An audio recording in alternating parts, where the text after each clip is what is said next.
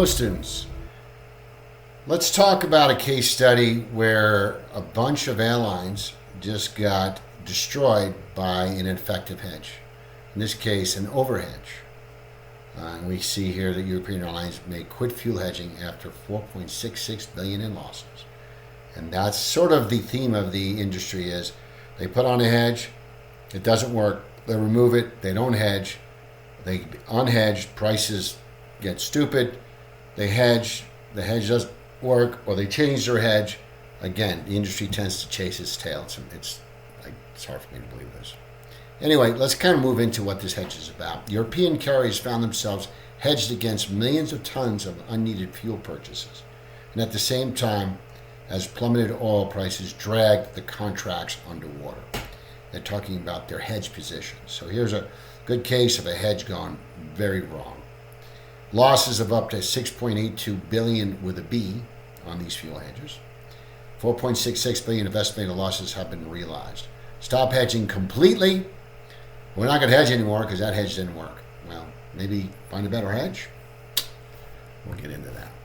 Anyway, it shows here what this is. It shows if they got rid of the hedges, they would take a.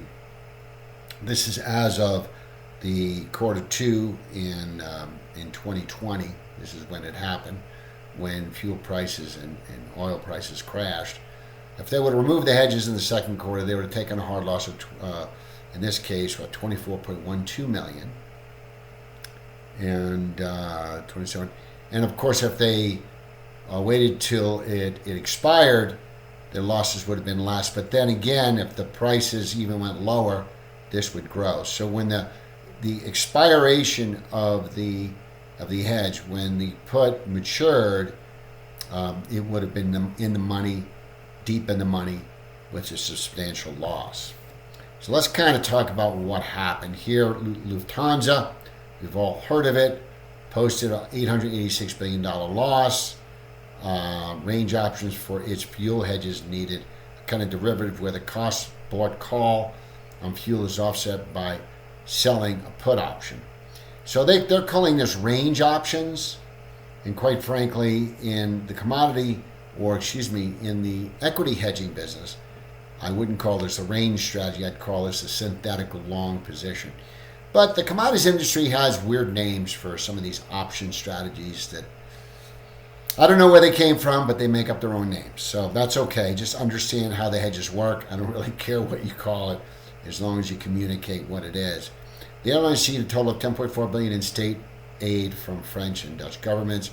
We're talking about Air France, a combination of swaps and outside posted a loss of $7.2 million at the end of quarter three, and so on and so forth. So let's talk about really what happened to these hedges. The Irish budget, Rainier, if anybody's flown Rainier, took a loss of $751 million. These are big numbers. The airline had to settle 70% of the ineffective hedges this fiscal year and believe it wouldn't have any further losses related to this in the future. Well, they're probably not going to hedge. The companies have paused any additional hedges. Here's an interesting one where Norwegian Airlines, which in November filed for bankruptcy protection in Ireland. So again, hedging could put a company out of business in a New York second. And that's not the reason you hedge. The reason you hedge is protect, lock in your price, not have the variable costs on your balance sheet. And when you put on a bad hedge, well, you're not only going to get fired, you could blow up the company. So that's why this class exists. To teach the students what's a bad hedge, what's a good hedge, and maybe how companies should hedge. It should be a tremendous value added class, especially if you look for jobs in that industry. So to be continued. So let's talk about the basic concept. This is one of the first examples we're actually using a downstream example. Again, what is upstream? What is downstream? Upstream is when you're producing, mining, drilling. I grow wheat, I am upstream. I explore for oil, I'm upstream. I mine for gold, I'm upstream. I buy jet fuel, I'm downstream. I buy wheat for my cattle to sell to market, I am downstream. Well, Downstream is the other side. You're short the commodity. And what we're looking at here is, in this particular P&L, right, price goes up as you go to the right, profit, loss. So in this case, if the price of jet fuel drops and I am downstream, I benefit from cheaper costs, right? Think about this. You are a business, you are a user, think about Xcel Energy.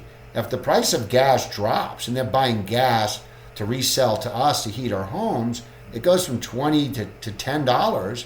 That's a windfall for Xcel Energy. But if it goes from $20 to $40, they're taking the loss. So there again, they are not upstream. Xcel Energy would be downstream. An airline company is buying jet fuel. That means when prices rise, they're not in a good situation. So that's what the spot looks like. As prices rise, they're losing money. The P&L's going negative. So the question is, do airline companies buy or sell jet fuel? That's one of your test or quiz questions. You're obviously going to say they buy jet fuel. They are downstream. Okay. Which means that as the price drops, they win. As the price rises, they lose. Okay. Hopefully we're on the same call.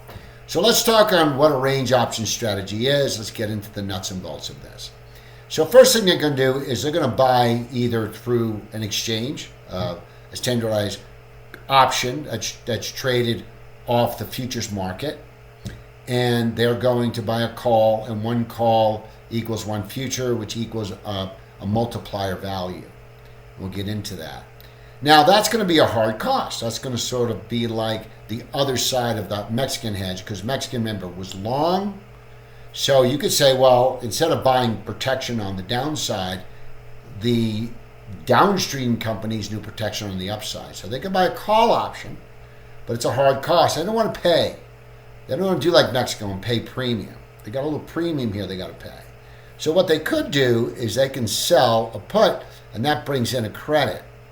But it also means it's obligated. Because remember, when you're selling a put, you're selling a call, you are the insurance company. You're obligated that if in fact, if this buyer of that insurance puts the price at strike to you, you've got the liability. So if the market's way down here, they could put the price up here, and you got to eat the difference. So you're the insurance company when you sell a put.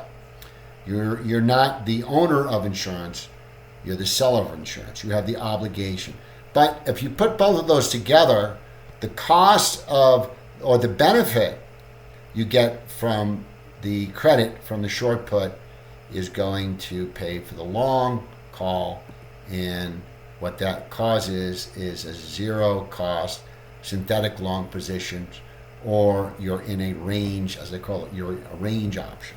You're synthetically long, and this could be a stock, could be anything where you're long, right? You're long the position.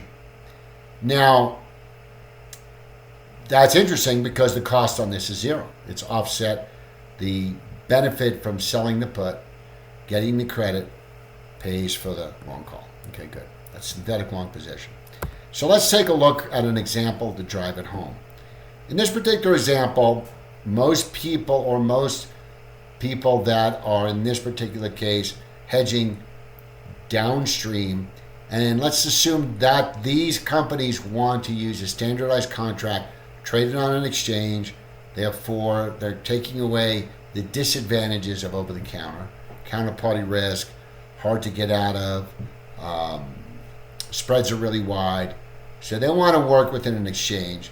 So they decide they're going to go into the NYMEX, which is a New York Mercantile Exchange, and they're going to trade options against the futures market. Now, if you notice here, it says jet fuel versus heating oil. Well, what does jet fuel and heating oil have to do with each other?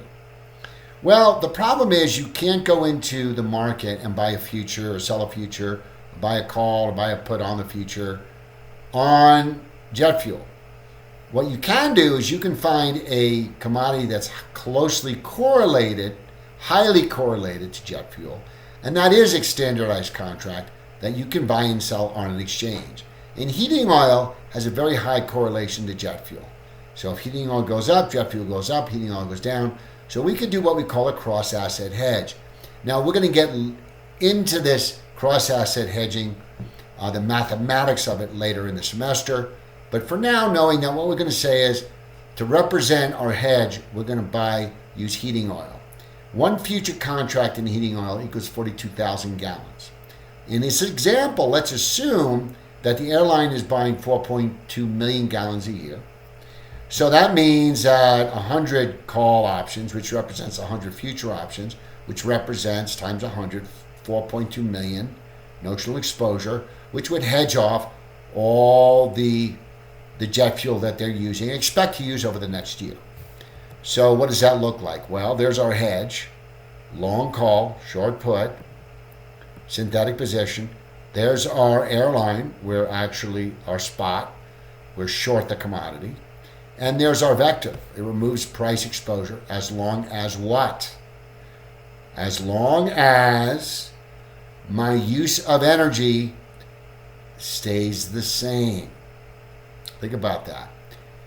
What happens if the use of energy goes up to 8 million? Well, then you could say, gee, I'm underhedged. But what if the use of jet fuel drops to 2 million? Then you're overhedged. Well, is that a problem? If I'm overhedged? Well, let's see if it is a problem. Let's see if we can't figure out it is a problem. So here we're going along. It's 2019, it's 2018, and we've got these European airlines. They're doing what they call this range option, synthetic long position. It's not costing them anything. They may not even have to go over the counter. They might be able to do it on the exchange. They feel really good. They get a high five from their CEO saying, nice job, you're hedged, it cost me nothing. It was not a drag on my balance sheet, which is preferred. And you get a nice bonus that year. Christmas 2019, you buy your wife a nice fur coat. I take a trip to Bali. Everything's good. 2020 comes, and we have a situation where the position that was created by the long and short creates a zero vector. And that means that you have no price exposure. No matter what prices do, you're locked in at a fixed price. And if I continue to use 4.2 million gallons, the price goes up, I don't pay anymore. I pay the same price because I'm hedged off. My long hedge position vectors out my short. So even though my price is going up, I'm losing money. I'm paying more for jet fuel in this case. I'm also getting a benefit by offsetting the call option that's canceling out and zeroing out my vector. On the other side, if the price goes down, I'm not benefiting because I'm losing money on my put, which is offsetting. So I'm okay. Everybody's okay. But what if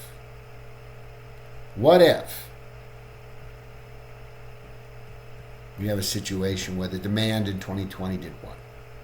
What happened, class? What happened to airlines during COVID?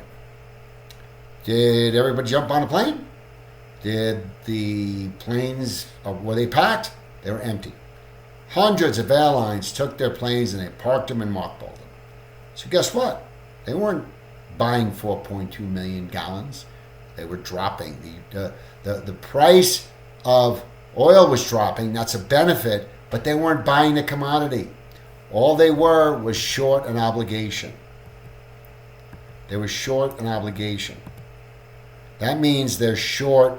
Remember, they were insurance companies, so the price is dropping. It's going from 10 to 9 to 8 to 7 to 6. And all I know is I've got liability. I'm the insurance company because I'm short a put. I'm not getting any benefit because nobody's flying. And I'm just getting clobbered. And that's what happened in the blow up. I'm short 100 puts, and as the price drops, I get killed. So what do we have? Here's British Airways. Given what we're experiencing during this year, we are actually doing a sort of fundamental review of the policies to see that we need to learn from 2020 and take a different tack.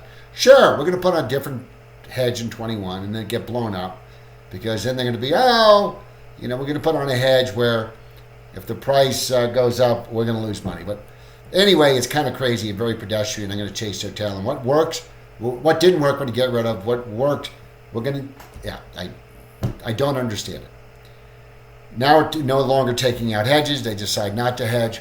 Well, so I think that's a really good example of how they've got blown up. We're going to show another example of a case study where a gold company did the same exact hedge. But anyway, somebody definitely got fired. Hopefully that was helpful. And we'll talk to you next time on our hedges. Thank you very much.